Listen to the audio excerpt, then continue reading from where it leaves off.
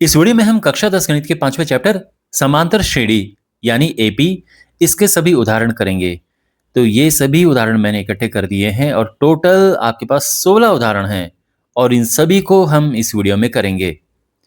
इस चैप्टर के बाकी वीडियोस के लिए डिस्क्रिप्शन बॉक्स और कमेंट बॉक्स में प्लेलिस्ट चेक करें और चैनल को जरूर सब्सक्राइब करें। तो शुरू करते हैं इन उदाहरणों को करना वन बाय वन। पहला उदाहरण है, ये समांतर श्रेणी है, इसके लिए प्रथम पद और सारवंतर हमने लिखना है। तो हमारी जो एपी है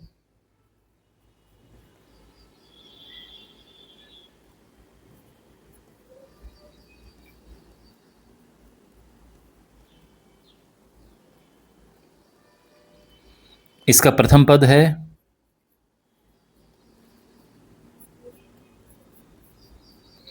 जिसको हम ए या A1 भी कहते हैं 3/2 और सारवंतर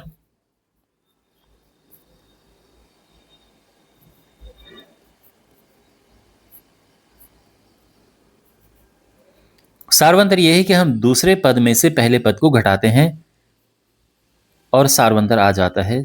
चाहे तो आप तीसरे में से दूसरे को घटाएं और या फिर आप चौथे में से तीसरे को घटाएं, बट दो लगातार जो पद हैं उसमें बाद वाले में से पहले वाले को घटाना है। तो यहां पर ये है, दो नीचे एलसीएम आया, 1 - 2 1 - 3, यह आ जाएगा -2/2, 2 से 2 कट के यह आ गया है -1। तो एक आंसर हमारा ये है जो कि प्रथम पद है और एक आंसर हमारा ये है जो कि सारवंतर है। दूसरा उदाहरण है, यहां पर आप देख सकते हैं इसके 4 भाग हैं और यहां पे ये संख्याएं दी हैं। हमने बताना कि इनमें से कौन एपी नहीं है, कौन कौन इनमें से एपी नहीं है ये बताना है। और जो एपी है उसके 2 पद और लिखने हैं, यानी 4 तो लिखे हुए हैं, 2 और लिखने हैं। ओके, तो फर्स्ट हमारे पास हैं जो संख्याएं हैं ये है। अब कौन सी एपी होती है? एपी होता है अगर सारवंतर एक जैसा हो, तो सारवंतर जो है वो एक जैसा होना चाहिए तो एपी होती है। तो इसके लिए क्या करते हैं, दूसरे पद में से पहले पद को घटाओ। तो हमें मिला 10 - 4 जो कि होता है 6। ठीक है, अब इसमें से इसको घटाते हैं, यानी तीसरे पद में से दूसरे पद को घटाते हैं। तो ये हो जाएगा 16 - 10 यानी 6, और फिर इसमें से इसको घटाना है, 22 - 16, ये भी 6 आया। तो हम लिखेंगे कि चूंकि यहां पर सारवंतर समान है इसलिए यह एक एपी है। इस तरह से लिखेंगे कि चूंकि यहां पर एक सारवंतर है, सारवंतर का मतलब होता है एक समान अंतर, तो ये अंतर एक जैसा है इसलिए हम कहते हैं कि ये सारवंतर है यहां पे, और इसीलिए यह एपी है। और वो सारवंतर क्या है? 6 है। अब हमने इसके 2 अन्य पद ज्ञात करने हैं, यानी 5वां और 6ठा पद। तो इसके लिए हम क्या करें, 2 तरीके हैं। या तो आप जो ये यहां पर है इसमें एक और जोड़ दो, यानी हमने 5वां पद निकालना है ना, तो उसके लिए क्या करो, चौथे पद तो हमारे पास है, इसमें सारवंतर जोड़ दो तो अगला पद आ जाएगा, यानी 5वां पद आ जाएगा। और छठा पद निकालना है तो फिर 5वें पद में सारवंतर जोड़ दो। ये जो अंतर है ये जोड़ते रहो, अगले पद जो अंतर है जोड़ते रहो, अगले पद आते रहेंगे। तो ये हुआ 34 और ये अगले 2 पद हो गए। तो ये पूछा है आंसर। और इसको करने का दूसरा भी तरीका है कि यहां पर देखो, एक तरीका तो यह है, गलत नहीं है, ये बिल्कुल सही है। अब एक और तरीका यह है कि देखो यहां पे पहला पद क्या है, 4। आप देख सकते हैं पहला पद 4 है। सारवंतर क्या है? सारवंतर ये है 6। तो इसीलिए 5वां पद क्या होगा, तो आप जानते हैं कि nवां पद क्या होता है, a + n - 1 × d होता है ना, n - 1। अगर यहां पर n है तो इस तरह से होता है। तो अगर हम यहां पे 5वां पद लिखें तो क्या होगा, a + n - 1 हो जाएगा, 5 में से 1 यानी 4d। तो यहां पे 1 कम हो जाता है।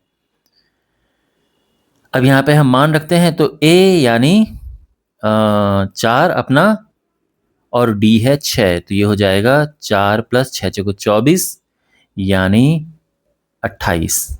ठीक, और छठा पद हमने निकालना है a + 5d, यहाँ पे 1 कम हो जाता है ए है पहला पद और डी है सार्वंतर, तो ये हो जाएगा 5 6 बचे 30 34, ठीक है ना। तो जैसे यहाँ पे आए थे वैसे आंसर यहाँ पे आए हैं, बट ऑफ कोर्स ये बहुत ही सही है, सिंपल तरीका है। हमने 2 पद निकाल रहे हैं, चाहे हम ऐसे निकालें चाहे ऐसे निकालें, दोनों ही सही हैं। सेकंड पार्ट यहाँ पर है, तो सबसे पहले तो हमने देखना है कि एपी है कि नहीं है। तो इसके लिए हम क्या करेंगे, दूसरे पद में से पहले पद को घटाएंगे।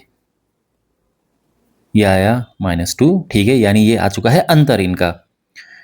अब तीसरे पद में से दूसरे पद को हम घटाएंगे, तो ये है -3 -1, यानी -3 माइनस माइनस का +1 और ये -2, ठीक। चौथे पद में से तीसरे पद को घटाएंगे तो ये आएगा -5 -3 और ये भी -2 है। अब चूंकि जो एपी है वो एक ही अंतर से आगे बढ़ती है और यहाँ पे हम देख रहे हैं कि अंतर बिल्कुल एक जैसा है, तो इसका ये मतलब हुआ कि ये एपी है, ठीक है। तो हम लिखेंगे चूंकि यहाँ पर एक सार्वंतर है इसलिए यह एक एपी है। इतना क्लियर है। और अब हमने क्या करना है, 2 और पद लिखने हैं। इसके 4 पद तो यहाँ तक पहले से ही हैं, ये एपी है, ठीक है। तो 2 पद और लिखने हैं क्योंकि ये क्वेश्चन में कहा गया कि अगर एपी है तो 2 पद और लिखो। तो अब हम यहाँ पे लिखेंगे पांचवा पद। पांचवा पद लिखने के 2 तरीके हैं, या तो चौथा पद जो यहाँ पर है वो लिखो और इसमें जोड़ दो जो सार्वंतर है। सार्वंतर यहाँ पे क्लियरली -2 है क्योंकि -2 के अंतर से आगे बढ़ रही है। और ये है -5 -2 इज इक्वल टू -7। सिंपल तरीका है, ओके। आप ये मत कहना कि ये तो क्या तरीका है, हम तो फॉर्मूले से करेंगे। तो फॉर्मूले से भी कर लो, कोई प्रॉब्लम नहीं है, क्योंकि जो पहला पद यहाँ पर है ये 1 है, जो सार्वंतर है यहाँ पे -2 है, जो अंतर एक जैसा ये सार्वंतर होता है। अब अगर हमने निकालना है पांचवा पद तो ये होता है a+4d। हमेशा याद रखना एक कम हो जाता है d के साथ वाला। ये पांचवा पद है तो यहाँ पे 4 आ जाएगा। d है -2, तो ये हो जाएगा 1 -8, यानी ये हुआ -7। और आप देख सकते हैं -7 तो दोनों में से कोई भी आप अप्लाई कर सकते हैं। छठा पद अगर हमने निकालना हो तो हम पांचवा पद जो कि ये है, इसमें जो सार्वंतर है उसमें उसको ऐड कर देंगे हम, क्योंकि एपी उसी से आगे बढ़ रही है ना। तो ये हो गया -9 और बिल्कुल ये यहां पर आंसर है हमारे कि 2 पद ये हैं। और अगर आपको फॉर्मूले से करना है तो a6 क्या होगा, a+5d। a है 1, d है -2 और ये हो जाएगा -9। तो आप कोई भी अप्लाई कर सकते हैं, ठीक है तरीका। अब हमारे पास थर्ड पार्ट है, तो देखते हैं यहाँ पे कि ये एपी है कि नहीं है। पहली बात तो ये देखना है, तो इसके लिए हम अंतर निकालेंगे। दूसरे इससे पहले पद को घटाएंगे तो 2 -2 ये हो गया 2 + 2 यानी 4। अब इससे इसको घटाएंगे यानी तीसरे पद से दूसरे पद को, -2 यानी -4। तो चूंकि यहाँ पर सार्वंतर नहीं है यानी एक जैसा अंतर नहीं है, इसलिए यह एपी नहीं है। और अब एपी नहीं है तो फिर आगे पद तो खैर नहीं निकालना है इसमें। अब इसका फोर्थ पार्ट है, तो यहाँ पे दूसरे पद में से पहले पद को घटाएंगे तो ये आया 1 - 1 यानी 0, ठीक है। इसमें से इसको घटाए 0। अब इसमें से इसको घटाएंगे, तीसरे पद में से दूसरे पद को घटाया 1 - 1 फिर से 0। अब इसमें से इसको घटाएंगे यानी चौथे पद में से तीसरे को घटाएंगे 2 - 1 यानी 1। तो फिर यहाँ पे आप नोटिस करेंगे कि यहाँ पे अंतर एक जैसा नहीं है, तो वही लिखेंगे हम। यहाँ सार्वंतर नहीं है इसीलिए यह एक एपी नहीं है। यहाँ पर सार्वंतर मतलब कॉमन डिफरेंस, एक जैसा अंतर, वो नहीं है यहाँ पे। अलग अलग अंतर मतलब यहाँ पे एक जैसा है लेकिन सारा एक जैसे ही आना चाहिए ना, तो ये एपी नहीं है। और ये क्वेश्चन कंप्लीट होता है। तीसरा उदाहरण है, हमारे पास ये एपी दी है और हमने इसका 10वां पद ज्ञात करना है। एपी है 2 7 12 ये। तो पहले तो इसका पहला पद लिखते हैं यानी ए। क्या है, पहला पद यानी 2। सार्वंतर सारवंतर निकालने के लिए या तो इसमें से इसको घटाओ या फिर इसमें से इसे घटाओ, बात एक ही होती है। सब एक जैसा आना है, अंतर एक जैसा होता है क्योंकि ये हो गया। अब हमने 10वां पद निकालना है, तो पदों की संख्या तो है 10 और हमने निकालना है 10वां पद। तो फॉर्मूला क्या है nवें पद का? an होता है a plus n-1 into D. ठीक है, यह है फॉर्मूला nवें पद का। तो n है 10, 10वां पद क्या होगा? a प्लस, चाहे तो सब मान रख देते हैं, a है यहाँ पे 2, n है 10, 10 माइनस 1 और d है 5। 9 गुणा 5, ये हो जाएगा 9 पचे 45 और ये हो जाएगा 47 और ये हमारा आंसर आ गया है। ठीक। उदाहरण संख्या 4, ये एपी यहां पर दी है और पूछा गया कि कौन सा पद इसका 81 है। यानी जब हम इसमें आगे बढ़ते जाएंगे तो एक -81 कौन से नंबर पे आएगा। तो अच्छा, इसके बाद आगे अगला क्वेश्चन है, अगला पार्ट है, बट फिलहाल इसको देखते हैं। तो हमारे पास यहां पर एपी है 21, 18, 15। ओके, यहां पर पहला पद है 21, सारवंतर दूसरे पद में से पहले पद को घटाते हैं और ये आ जाएगा -3। ठीक है ना, इसमें से इसको घटाया या फिर आप इसमें से भी इसको घटा सकते हैं, बात एक ही है। अब कौन सा पद, तो n पूछा है, कौन सा पद मतलब पद की संख्या पूछी एक तरह से, और हमारे पास nवां पद दिया है जो कि है -81। अब फॉर्मूला होता है nवां पद is equal to a plus n-1 into D.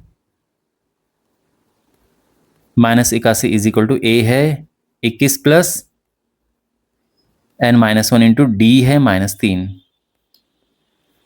इसको हल करते हैं,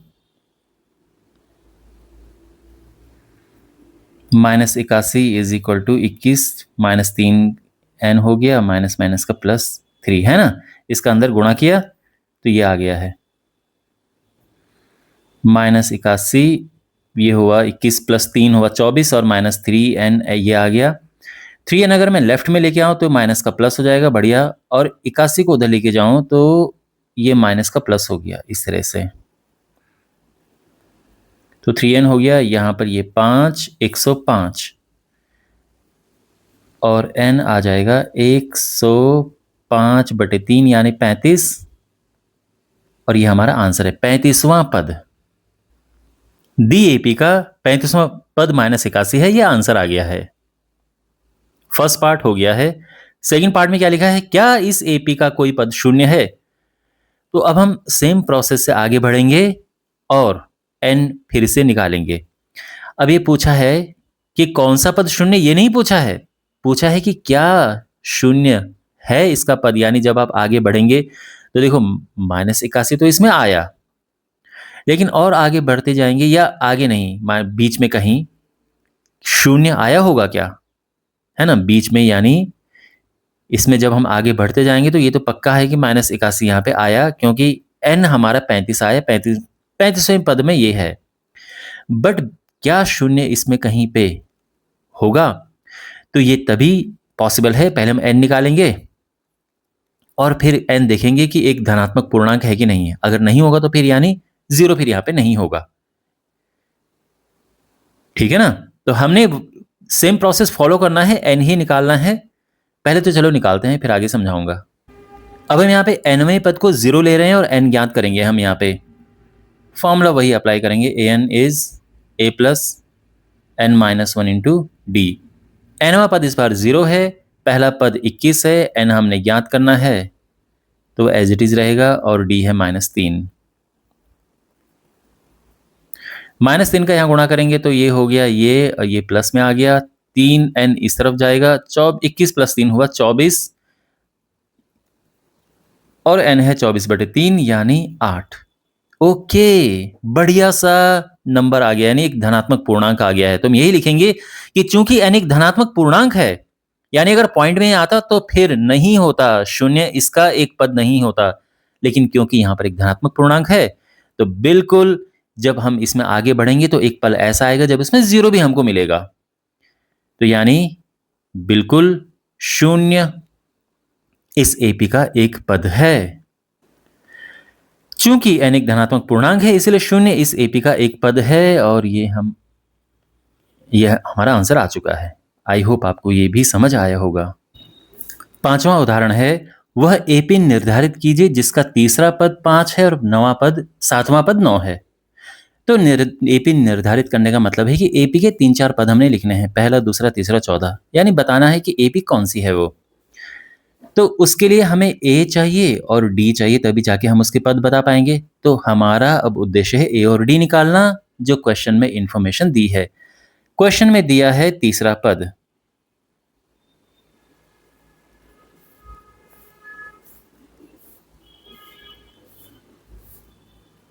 तीसरा पद यानी A3, ये होता है A+2D और ये है 5। 7वां पद यानी A7, ये होता है A+6D और ये है 9। अब हम इन दोनों समीकरणों को हल करके A और D ज्ञात करेंगे। तो कैसे करें? तो यहाँ पे हम सीधे ऐसे माइनस कर सकते हैं, और या तो आप एक काम करो, इसको समीकरण नंबर 1 नाम दो, इसको समीकरण नंबर 2 नाम दो और लिखो समीकरण 2 से 1 को घटाने पर। समीकरण 2 से 1 को हम घटाएंगे तो समीकरण 2 है ये, और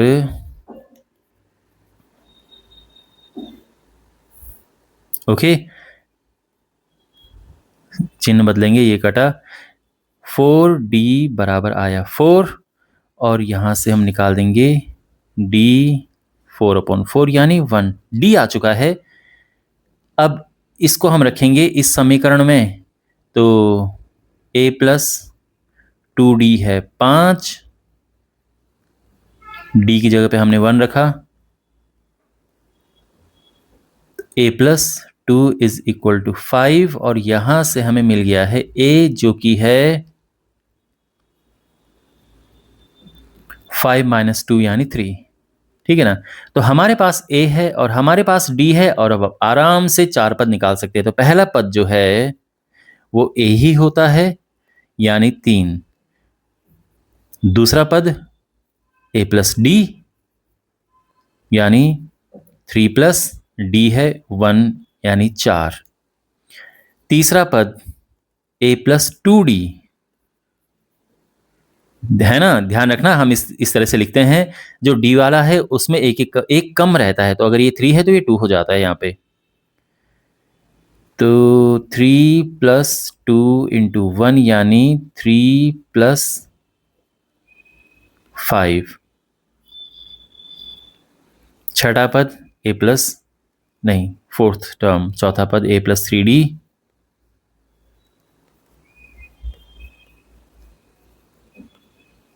और ये हुआ 6। ठीक है, तो इसीलिए जो AP है 3, 4, 5, 6 ये है। ठीक है, और ये हमारा आंसर आ चुका है। आई होप आपको ये समझ आया होगा सॉल्यूशन। छठा उदाहरण है, क्या संख्याओं की सूची इसका कोई पद 301 है। यानी ये जो हमारे पास संख्याओं की सूची है, और ये संख्याओं की सूची, ध्यान रखना यहाँ पे इन्होंने ये नहीं लिखा है कि ये AP है, तो वो हम यहाँ पे पहले देखेंगे AP है। ठीक है, ये भी बताना पड़ेगा। क्या इसका कोई पद 301 है?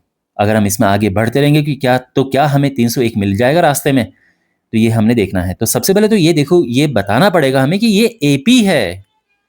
उसके लिए यहाँ पर हम देखें कि A2 - A1 अगर हम देखें तो ये है 11 - 5 यानी 6। A3 - A2 ये है 17 - 11 यानी 6। A4 - A3 ये है 23 - 17 यानी ये भी 6 आया। तो ये संख्याओं की सूची AP है। तो अब हम AP के हिसाब से आगे बढ़ सकते हैं। तो ये जो संख्याओं की सूची है ये AP है, और अब हम इसके हिसाब से आगे बढ़ सकते हैं। पहला पद इसका है 5, सारवंतर हम यहाँ पे देख चुके हैं 6 है, और हमने n ज्ञात करना है, और nवां पद हमारे पास है 301। ठीक है, और ऐसा है एक क्वेश्चन हमने पिछले उदाहरण में भी किया था कि क्या ये 301 इस एपी का पद है। तो अगर n आ गया एक धनात्मक पूर्णांक, सीधा साधा नंबर, तो बिल्कुल पद है, लेकिन अगर ये भिन्न वगैरह में आए या माइनस में आए तो पद नहीं है। ओके, तो चलो यहां पर हमने क्या करना है,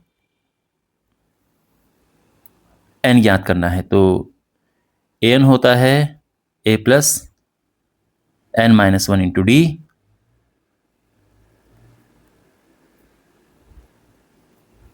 n-1 इंटू डी है 6,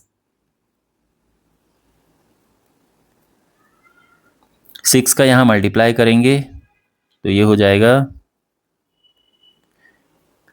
6n-1। ठीक है, 5 में से चाहिए -1, -1 इस तरफ आएगा तो ये प्लस हो जाएगा 302 इज इक्वल टू 6n। नहीं लग रहा है ये 2/6। यहाँ पे अगर हम इसको काटें ये हुआ 151/3, और 3 से भाग देंगे 3×5 = 0, बल्कि 1/3 ये लिख देते हैं। तो चूंकि n धनात्मक पूर्णांक नहीं है इसलिए 301 इस संख्याओं की सूची में नहीं आएगा, यानी 301 इस एपी का पद नहीं है। और इस तरह से अपना आंसर लिखेंगे हम कि चूंकि n एक धनात्मक पूर्णांक नहीं है इसलिए 301 दी संख्याओं की सूची का पद नहीं है। ठीक है, तो ये हो गया है छठा उदाहरण। अब आगे बढ़ते हैं। सातवां उदाहरण है, दो अंकों वाली कितनी संख्याएं 3 से विभाज्य हैं। 2 अंकों वाली कितनी संख्याएं। ओके, तो सबसे पहले तो 2 अंकों वाली संख्याएं कौन कौन सी होती हैं। 2 अंकों की सबसे छोटी संख्या होती है 10, और सबसे बड़ी संख्या होती है 99। तो इसीलिए जो एपी है वो क्या बनेगी एपी।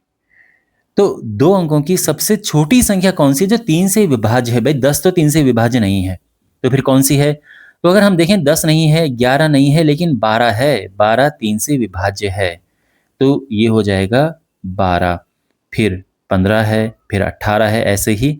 और 99 3 से विभाज्य है तो हम 99 लिख देंगे। तो यह हमें एपी प्राप्त हो चुकी है। अब हमने यहाँ पर ज्ञात करना है कितनी संख्याएं, यानी n ज्ञात करना है कि जो ये एपी जा रही है कि इसमें कितने पद हैं, क्योंकि वो सभी जो पद है वो 3 से विभाज्य हैं। तो यहाँ पर n हमने ज्ञात करना है। a दिया है, मतलब a इस एपी का 12, सारवंतर ये है 3, हम सीधा 3 लिख देते हैं। ठीक है, जो कितने से विभाज्य होता है ना, ये सीधा 3 है। तो हमको यहाँ पे 15 में से 12 घटाने की जरूरत नहीं है सारवंतर निकालने के लिए, सीधा ही यहाँ पर है। और बाकी nवां पद तो यहाँ पर है 99। तो यहाँ पर an is equal to a plus n-1 into d, 99 is equal to n-1, और d है 3।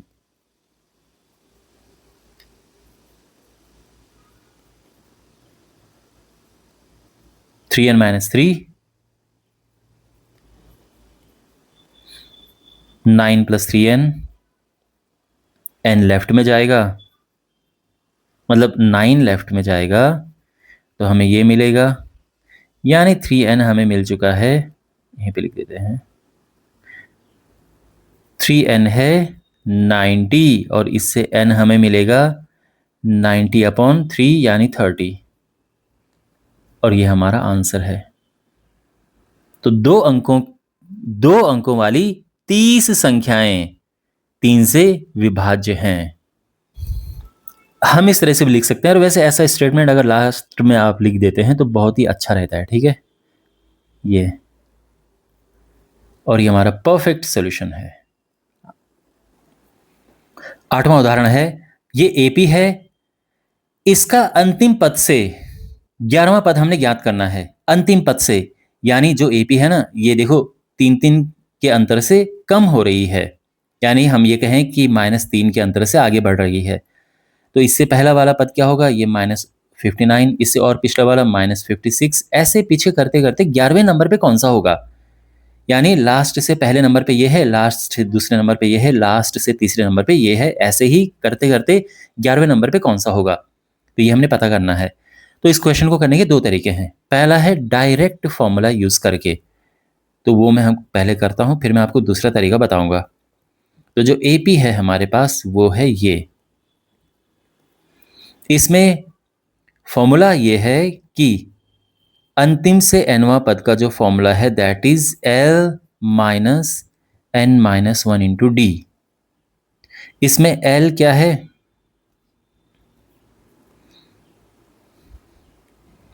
अंत से nवां पद, ये हो गया फॉर्मूला। L है अंतिम पद, n जो पूछा है तो ये है 11वां पद, तो ये 11 हो गया। और D नॉर्मल जैसे हम निकालते ही हैं सारवंतर, ये है दूसरे पद में से पहले पद को घटा दो, यानी 7 माइनस 10, ये हुआ -3। और अब आराम से ये फॉर्मूला लगा के हम ज्ञात कर सकते हैं। तो फॉर्मूला है ये, इसमें L माइनस 62, N है 11 और D है -3, तो ये हो जाएगा -62 और ये हुआ -10, -10 में -3 का गुणा होगा तो ये हो जाएगा +30।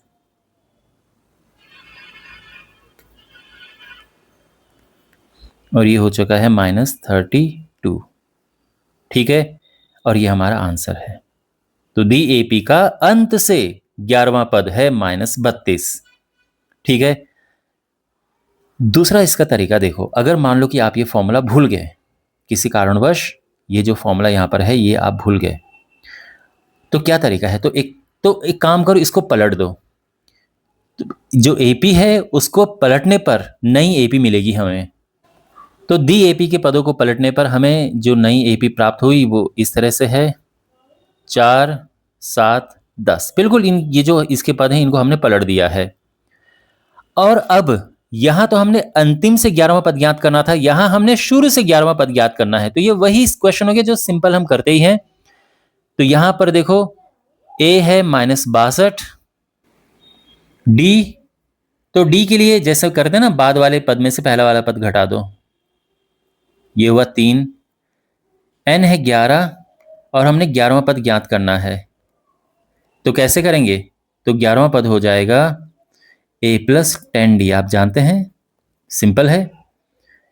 A है -62 प्लस 10 इंटू D है 3, तो ये हो जाएगा -62 + 30 यानी -32, और ये हमारा आंसर आ गया है। ठीक है, बेस्ट तो यही है, खैर डायरेक्ट फॉर्मूला करके आप डायरेक्ट फॉर्मूला अप्लाई करके निकालो, बट इन केस आप फॉर्मूला भूल गए या फिर आपको वैसे भी दूसरे तरह से करना है तो आप ऐसे कर सकते हैं। ठीक है, आई होप आपको समझ आया होगा ये उदाहरण भी। यहाँ पर नवा उदाहरण है, 1000 रुपये की एक धनराशि 8% वार्षिक साधारण ब्याज पर निवेश की जाती है। ठीक है, 1000 रुपये इस प्रतिशत दर से निवेश किए जाते हैं। प्रत्येक वर्ष के अंत में ब्याज परिकलित किया जाता है, तो वर्ष के अंत में ब्याज निकाला जाता ही कितना हुआ। क्या ये ब्याज एक AP बनाते हैं, और यदि बनाते हैं तो फिर ये बताओ कि 30 वर्ष के अंत में, मतलब ऐसा करते हुए 30 वर्षों के अंत में ब्याज हमने परिकलित करना है। तो देखो, पहली बात तो ये देखते हैं कि साधारण ब्याज का फॉर्मूला क्या होता है। साधारण ब्याज का फॉर्मूला होता है मूलधन गुणा दर गुणा समय बटे 100, PRT अपॉन 100 है ना फॉर्मूला। तो एक वर्ष के अंत में ब्याज क्या होगा, तो पहले तो यहां पे एक काम करते हैं, लिख देते हैं, P है मूलधन,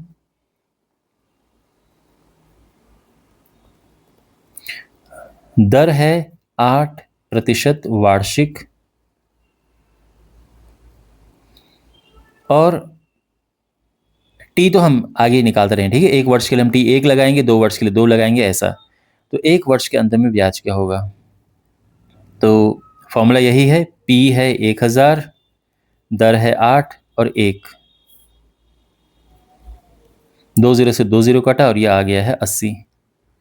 अब 2 वर्षों के अंत में ब्याज, ब्याज इस केस में जो टाइम है अब हम 2 लिखेंगे क्योंकि 2 वर्षों की बात की है, तो PRT, P है ये, R T अपॉन 100, 2 0 से 2 0 कटा, 8 दूने 16, ये आ गया है 160 रुपये। ठीक, 3 वर्षों के लिए, क्योंकि एपी स्टैब्लिश करने के लिए, एपी ये पक्का करने के लिए एपी है, कम से कम 3 पद तो होने चाहिए। 3 वर्षों के अंत में ब्याज PRT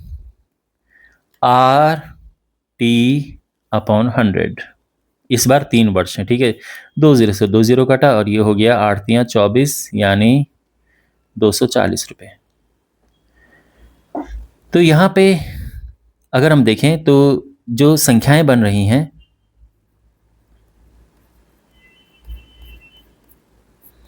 क्या है, 80, 160, 240 और ये, क्या यह एपी है? तो ये देखने के लिए हम क्या करेंगे, A2 माइनस A1 है 160 माइनस 80 यानी 80, A3 माइनस A2 यानी इसमें पहले इसमें से इसको घटाया है ना, इसमें से इसको घटाया, अब इसमें से इसको घटा के देखेंगे अंतर क्या आ रहा है,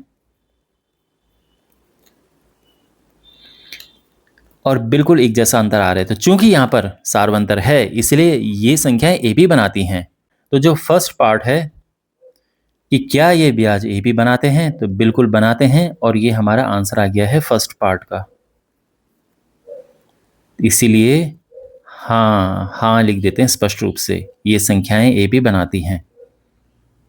अब अगर हम इसका दूसरे पार्ट की ओर देखें कि ऐसा इस तथ्य का प्रयोग करते हुए, इस तथ्य क्या है कि ये एपी है, इस बात का प्रयोग करते हुए 30 वर्षों के अंत में ब्याज परिकलित कीजिए। तो ऐसा अगर हम आगे बढ़ते जाएंगे तो 30वें वर्ष क्या ब्याज होगा, देखो 1 वर्ष के अंत में ब्याज ये है, दूसरे वर्ष 2 वर्ष के अंत में ये है, 3 वर्ष के अंत में ये है, तो 30 वर्ष के अंत में क्या होगा। तो एक तरह से हमने 30वां पद निकालना है इस एपी का। तो यहां पर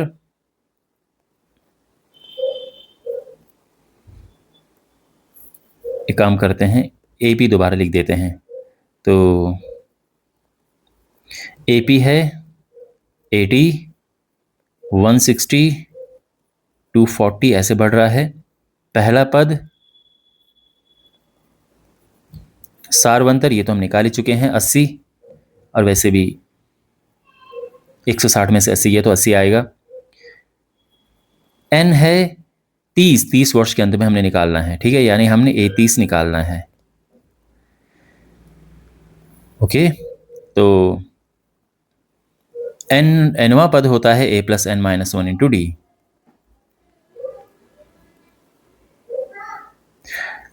तो 30वां पद क्या होगा, तो 30वां पद हो जाएगा डायरेक्ट, चलो मान रख देते हैं 80, 30 में से 1 गया 29 हो गया, और डी है 80, 80 प्लस 29 इंटू 80। तो बेसिकली अगर हम 80 कॉमन ले तो ज़्यादा आसान रहेगा, ठीक है, ये कैलकुलेशन।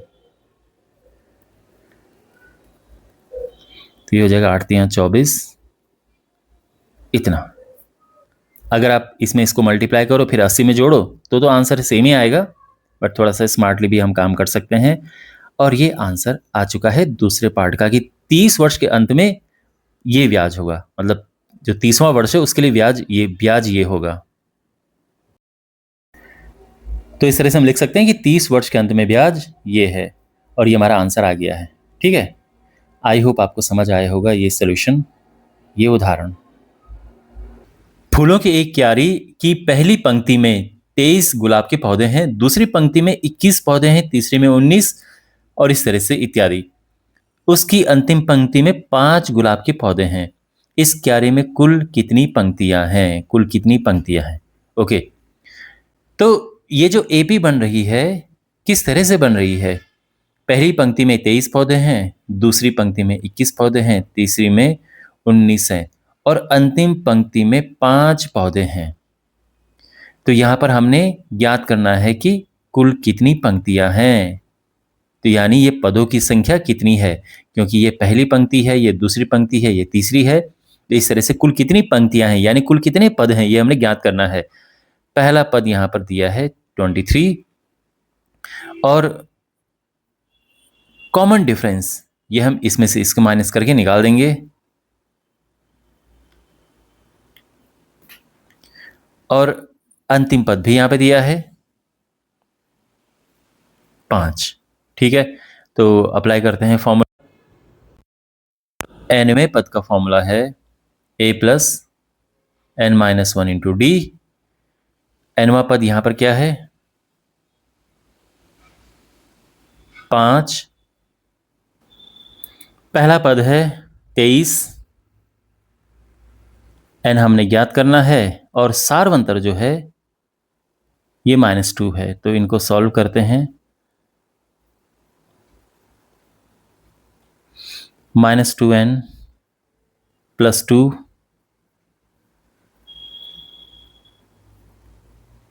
ये हो जाएगा 25। 2n अगर हम लेफ्ट में लेके जाएं तो हो जाएगा 25 माइनस 5, 2n हो गया 20, n हो गया 2 से डिवाइड करेंगे तो 10 और ये हमारा आंसर आ गया। तो कुल 10 पंक्तियां हैं। ठीक है, तो आई होप ये सोल्यूशन आपको समझ आया होगा। अब हमारे पास ये उदाहरण है, ये एपी दी है और हमने प्रथम 22 पदों का योग ज्ञात करना है।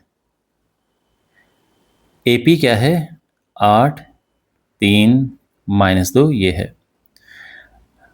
प्रथम 22 पदों का योग ज्ञात करना है, तो इसमें पदों के योग का फॉर्मूला हम लगाएंगे। ठीक है, तो इसमें पहला पद क्या है, पहला पद है 8। ठीक है ना। सारवंतर क्या है, तो सारवंतर के लिए हम इसमें से इसको घटाएंगे। 3 - 8 ये हुआ -5 और पदों की संख्या 22 है और हमने ज्ञात करना है 22 पदों का योग, n पदों का योग, मतलब वही फॉर्मूला हम लगाएंगे। तो फॉर्मूला होता है n पदों के योग का n/2 2a plus n - 1 into d. तो बस फॉर्मूला अप्लाई करेंगे, बहुत सिंपल क्वेश्चन है, वैसे डायरेक्ट है।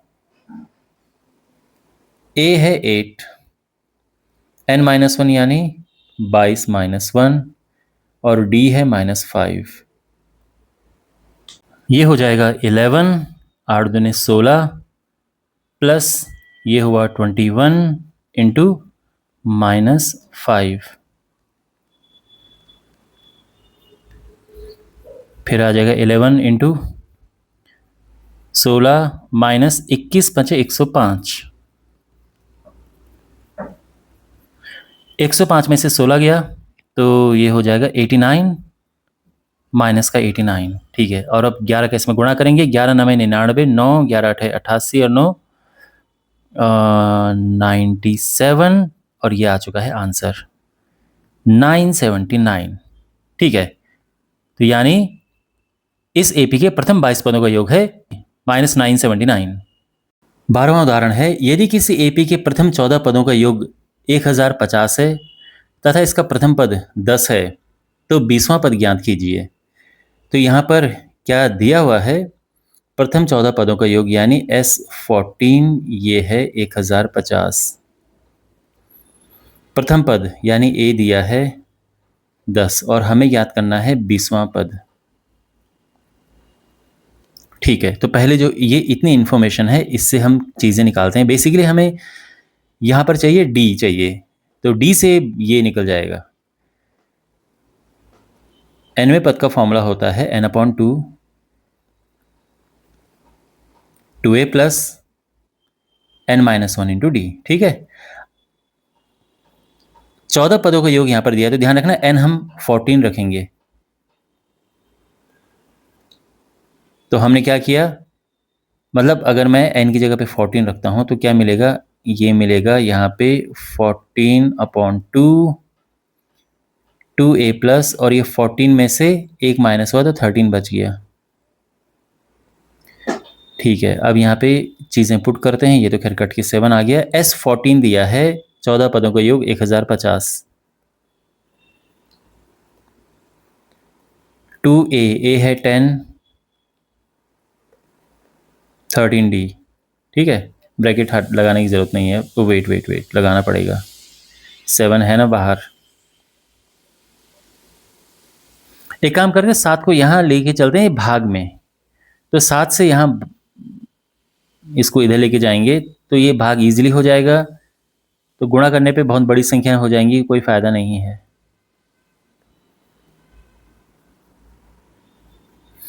7 एकम 7, 7 पच्चे 35, ये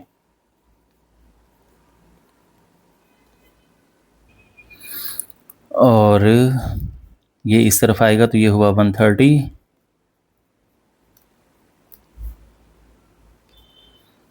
130 डिवाइडेड बाई 13, ठीक है ना। 13 वहां से नीचे जाएगा और ये कट के आ जाएगा 10। तो डी आ चुका है। ओके, और अब हमने ज्ञात करना है ये 20वां पद। तो 20वां पद क्या होगा? a प्लस 19d, ये होता है ना। n-1 करते हैं तो ये एक कम हो जाता है। ये a है पहला पद जो कि है 10 और d भी 10 है, तो ये आ जाएगा 10 प्लस 190, आ चुका है 200। ठीक है, यहां पर हमारे पास ये उदाहरण है कि ये एक एपी दी है और कितने पद लिए जाएं कि उनका योग 78 हो जाए, 78। यानी यहाँ पे पदों की संख्या हमने ज्ञात करनी है और उनका योग दिया है। ठीक है, तो एपी हमारे पास है 24, 21, 18, इस तरह से। इसमें जो पहला पद है 24 है, डी यानी सारवंतर, तो इसमें से इसको घटाएंगे, अपना डी आ जाएगा 21 माइनस 24 यानी -3, डी आ गया है।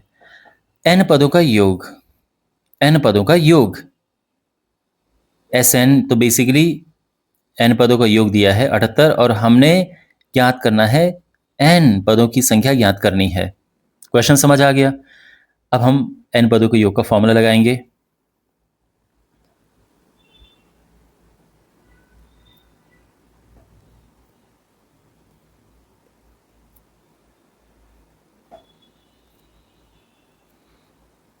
ठीक है, Sn है 78, n है वो तो हमने ज्ञात करना है, तो उसको ऐसे रख देंगे। a है पहला पद जो कि क्लियरली 24 है, n-1, और d है सारवंतर -3। ओके, 2 यहां लेके आते हैं, क्रॉस मल्टीप्लाई हो जाएगा n। अब ये जो है 24 दूने 48, -3 का इसमें मल्टीप्लाई करेंगे -3n और माइनस माइनस का प्लस, ये हो गया है 78 into 2 is equal to n, और ये हो जाएगा 51 -3n। यहाँ पर इसका मल्टीप्लाई कर देते हैं तो 8 दूने 16, 156 बराबर 51n -3n square, 3n square minus 51n plus 156 is equal to 0। ठीक है, यहां पे कुछ कट रहा है क्या? अगर कुछ कट रहा है तो काट देंगे। 3 से पूरा कट रहा है, 3 से सब में भाग जा रहा है, तो 3 ये हो गया, 17 3 51 और ये आया 52। ठीक है, 3 से हमने भाग दे दिया। और अब ये परिस्थिति है, हमने यहाँ पे गुणनखंड करने हैं और यहाँ पे n का मान याद करना है। तो गुणनखंड कैसे करें? 52 के ऐसे दो भाग करो, ऐसे दो गुणनखंड करो जिसको जोड़ के 17 आए। 13 चौको 52, ठीक, 13 चौको 52 बिल्कुल। तो यहां पे n स्क्वायर माइनस 13n करेंगे minus 4n plus 52 is equal to 0। ठीक है, बहुत से स्टूडेंट इस स्टेप पे क्या करते हैं, 13 + 4 कर देंगे इसको, और n, ये भी गलत नहीं है, ठीक है। आई मीन टू से माइनस में मिस्टेक ना हो, इसलिए कुछ स्टूडेंट्स ऐसा भी लिखते हैं, तो आप ऐसे भी लिख सकते हैं, प्लस ये, और अब इसमें जो है ये है कॉमन n, और दूसरे भाग में कॉमन है -4, ठीक है। और अब बीच में ये एक जैसे आ रहे हैं, यानी हमारा गुणनखंड ठीक ठाक जा रहा है। n - 13, अंदर यहां बचा n, यहां बचा -4, ये। और अगर हम n - 13 को रखते हैं 0, तो n आ जाएगा 13, और जब n - 4 0 है तो n बराबर है 4, और इसीलिए पदों की जो संख्या है वो क्या है, 4 और 13, दोनों ही आंसर हैं, ठीक है। इस तरह से हम लिख देंगे और ये हमारा आंसर आ चुका है।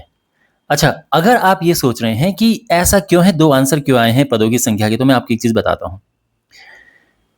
देखो, एक छोटा सा मैं आपको उदाहरण देता हूं। जैसे मान लो हमारे पास है कि एक सीरीज चल रही है 6 4 2 0 -2 -4, ठीक है। चलो यहां तक लिखते हैं।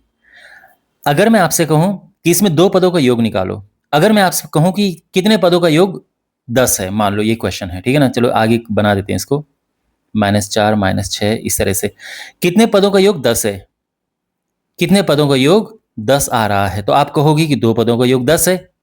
लेकिन अब मैं आपको कहूं कि आप यहां से यहां तक इसको जोड़ो, तो आप जोड़ोगे, आपको लगेगा अरे ये तो फिर 10 आ रहा है, क्योंकि यहां 2 से 2 कट जाएगा, फिर 10 आएगा। तो यही है, तो जब कोई सीरीज कम हो रही होती है ना, तो वो माइनस में ऐसी जाती है, तो प्लस और माइनस वाले कटने लगते हैं फिर, या फिर एकदम नहीं भी कटे तो माइनस होने लगता है। मान लो यहाँ पे 3 है, यहाँ पे माइनस होने, तो ये माइनस हो जाएगा।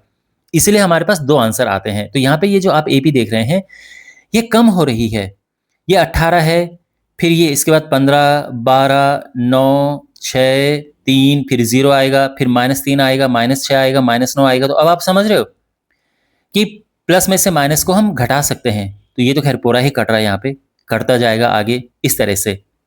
तो इसीलिए यहाँ पर दो आंसर हैं कि अगर हम यहाँ पे 4 पद लें, यानी 18 के बाद आएगा अगला पद 15, 4 पद अगर हम लेते हैं तो भी इसका जो योग है उतना ही आएगा जितना जितना कि 13 पदों का आएगा, क्योंकि दो आंसर आए ना, एक 4 और एक 13। और उसका कारण यही है कि जो आप यहाँ पे लिखते जाएंगे वो फिर एक दूसरे को काटते रहेंगे, तो बात वहीं पड़ जाएगी कि इसका जो योग है वो क्या हो रहा है, 78 ही आएगा दोनों केसेस में। तो अब आप समझ रहे हैं कि यहाँ पे n का मान 2 क्यों है, 2 क्यों मान आए हैं। ओके, यहां पर हमारे पास ये उदाहरण है, निम्नलिखित का योग ज्ञात कीजिए। प्रथम 1000 धन पूर्णांक, प्रथम n धन पूर्णांक।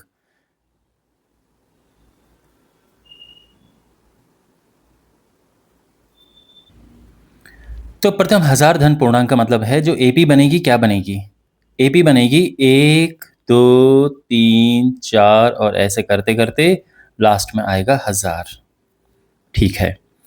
तो यहां पे पहला पद क्या है, 1, और अंतिम पद यानी हम जिसको nवां पद कहते हैं 1000 है।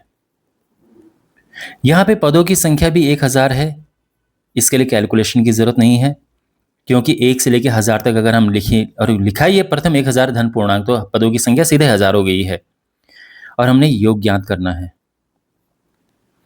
तो कैसे करेंगे,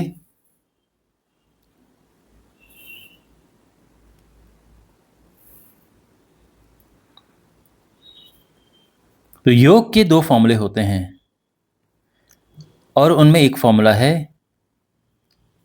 ये वाला, पता है आपको। देखो, एक तो फॉर्मूला ये है कि n/2 2a plus n-1 into D.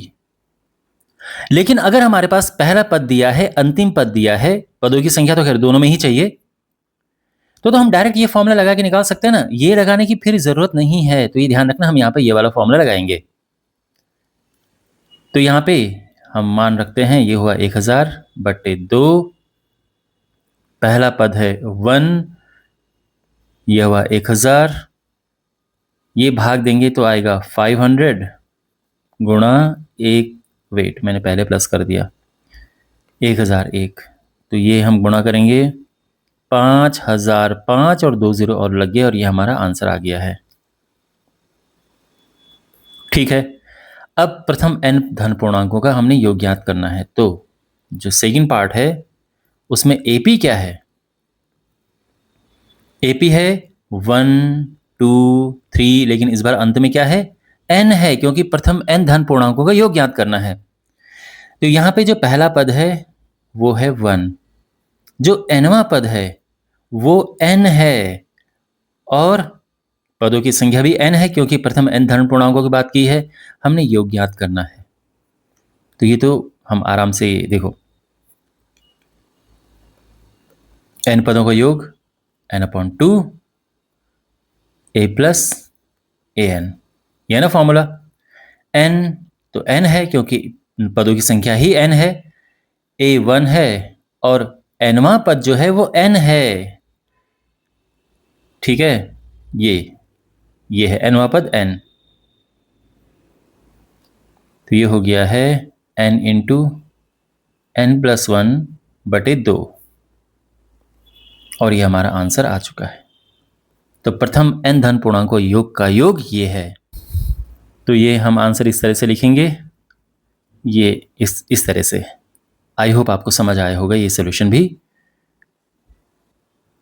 अब हमारे पास ये उदाहरण है, संख्याओं की उस सूची के प्रथम 24 पदों का योग ज्ञात कीजिए जिसका nवां पद ये है। तो यहाँ पे एक बात हमने ध्यान में रखनी है कि इन्होंने AP यहाँ पर नाम नहीं दिया है। ठीक है, AP शब्द का यूज़ नहीं किया है। तो हमने ये ध्यान में रखना है कि पहले हम AP इसको सिद्ध करेंगे कि AP ही है। nवां पद हमारे पास है ये, इसका पहला पद क्या होगा? n1 रख देंगे और ये आ जाएगा 3 + 2 यानी 5, n हम 2 रखेंगे तो ये हो जाएगा 7, n हम 3 रखेंगे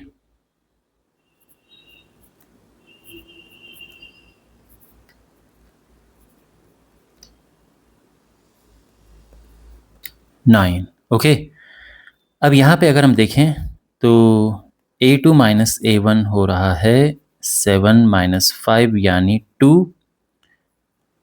A3 - A2 हो रहा है 9 - 7 = 2। तो यहाँ पर चूंकि सार्वंतर है, एक जैसा अंतर है, इसलिए यह एक AP है। ठीक है, और जो AP है वो क्या है? AP है पहला पद 5, दूसरा 7, तीसरा 9 और इस तरह से आगे चलती जा रही है।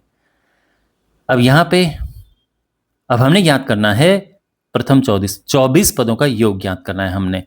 पहला पद यहाँ पर है 5, सार्वंतर है 2। ठीक है, जो हम ऑलरेडी लिख चुके हैं, बार बार लिखने घटाने की जरूरत नहीं है। पदों की संख्या है 24 और हमने ज्ञात करना है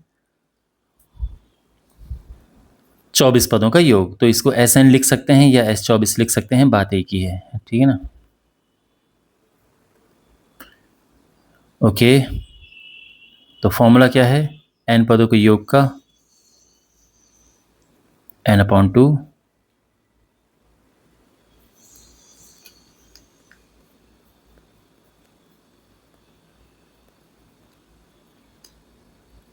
ठीक है, तो 24 है n, 24/2, पहला पद है 5, n-1 यानी 24 में से एक गया तो 23 और d है 2। अब हमने सॉल्व करना, ये हुआ भाग दे के 12, 10, 46, 12 गुणा 56, तो ये होगा 12 × 6 = 72, 2 7, 12 × 5 = 60 और 67, और ये हमारा आंसर आ चुका है। ठीक है, यहां पर हमारे पास ये उदाहरण है, टीवी सेटों का निर्माता तीसरे वर्ष 600 टीवी 7वें वर्ष 700 टीवी सेटों का उत्पादन करता है। यह मानते हुए कि प्रत्येक वर्ष उत्पादन में एक समान रूप से एक निश्चित संख्या में वृद्धि होती है, यानी वह कहना चाह रहा है कि ये एक एपी है। तो ज्ञात कीजिए प्रथम वर्ष में उत्पादन, और इस तरह से हमने ज्ञात करना है। तो यहाँ पर प्रथम वर्ष में उत्पादन यानी पहला पद, 10वें वर्ष में उत्पादन यानी 10वां पद, और 7 वर्षों में कुल उत्पादन यानी 7 पदों का योग। तो एक तरह से ये पूछा गया है। तो यहाँ पर क्वेश्चन में दिया क्या है? तो दिया है कि तीसरे वर्ष में 600 टीवी बनते हैं। तो यहाँ पर हम लिख सकते हैं कि जो तीसरा पद है ये है 600। 7वें वर्ष 700 टीवी बनते हैं, तो ये है 700। ये क्वेश्चन में दिया है। अब हमने जो भी निकालना है तो उसके लिए ये इतना तो हमें पता है कि ए चाहिए और डी चाहिए, उसके बाद तो बाकी चीजें आ जाती हैं। ए और डी हमें चाहिए, तो ये हम यहां से निकालेंगे। ठीक है, तो हमने ए और डी फाइंड ज्ञात करना है। तो तीसरा पद ये 600 है, तो इसका मतलब है कि a प्लस 2d ये हुआ 600। 7वां पद 700 है, तो यानी a प्लस 6d ये हुआ 700। और यहां पर हम दूसरे समीकरण से पहला समीकरण माइनस करेंगे तो a और d आ जाएंगे। तो समीकरण 2 हमारे पास है। देखो समीकरण 2 को ऊपर रख रहे हैं क्योंकि इसमें बड़ी बड़ी संख्याएं हैं। ठीक है, तो आसानी रहती है घटाने में।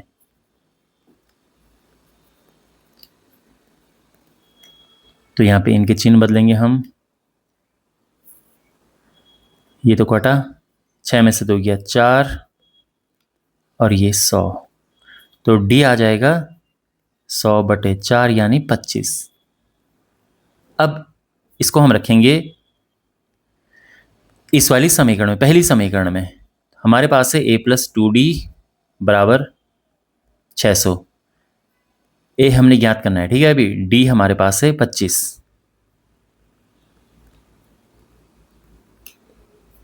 तो ये हो जाएगा a plus 50 is equal to 600, और a हो जाएगा 600 माइनस 50 यानी 550। तो 550 है पहला पद, यानी पहले वर्ष बने 550 टीवी। तो प्रथम वर्ष का उत्पादन 550। प्रथम वर्ष का उत्पादन जो कि A है, ये है 550 टीवी। इतने पहले वर्ष बने। फिर और क्या पूछा है? 10 वर्ष में उत्पादन, 10वें वर्ष में उत्पादन। 10वें वर्ष में उत्पादन का मतलब है कि हमने 10वां पद ज्ञात करना है, और ये है a प्लस 9d। a है पहला पद 550 और d है 25। ठीक है, d है 25। 9 का इसमें गुणा करेंगे 225, ये हो जाएगा 775 टीवी। तो 10वें वर्ष 775 टीवी का उत्पादन हुआ। तीसरा पार्ट इसका है कि 7 वर्षों में कुल उत्पादन, प्रथम 7 वर्षों में कुल उत्पादन। तो हमने S7 निकालना है। ठीक है, प्रथम 7 वर्षों में कुल उत्पादन के लिए 7 पदों का योग हमने ज्ञात करना है। तो n पदों के योग का फॉर्मूला होता है n/2 2a plus n-1 into D. अब इसमें है 7, तो n की जगह पे 7 रखेंगे हम। a क्या है? a है पहला पद, यानी 550 है ना। 550 टीवी बने थे ये पहले वर्ष में, प्लस n-1 इंटू डी जो कि है 25। तो ये आएगा 7/2 1100। 6 का इसमें गुणा करेंगे तो 150, और ये हो जाएगा 1650, और ये 00। और अब इसमें हम मैं क्या कर रहा हूँ, गुणा क्यों कर रहा हूँ मैं? यहाँ पर ये होगा प्लस 1250। ठीक है, 2 से ये कटेगा, तो 2 छके 12 और 2 दूनी 4, 2 पचे 10, ठीक है। और 7 छके 42, 43, यही आ रहा है ना। 7 5 35 5 3, 7 दूनी 14 3 17 1, 7 छके 42 1 43, ठीक है। इतने टीवी, तो 7 वर्षों में इतने टीवी का उत्पादन हुआ। ये हमारा आंसर है तीसरे पार्ट का, ठीक है। आई होप आपको ये उदाहरण भी समझ आया होगा, और ये अंतिम उदाहरण था आपके इस चैप्टर का। आई होप आपको सभी उदाहरण अच्छे से समझ आए होंगे। अगर आपको वीडियो अच्छा लगा है तो आप चैनल को सब्सक्राइब करें, वीडियो को अपने दोस्तों के साथ ज़रूर शेयर करें। इससे इस चैनल को ग्रो करने में मेरी मदद होगी। तो मिलते हैं अगले वीडियो में। Take care.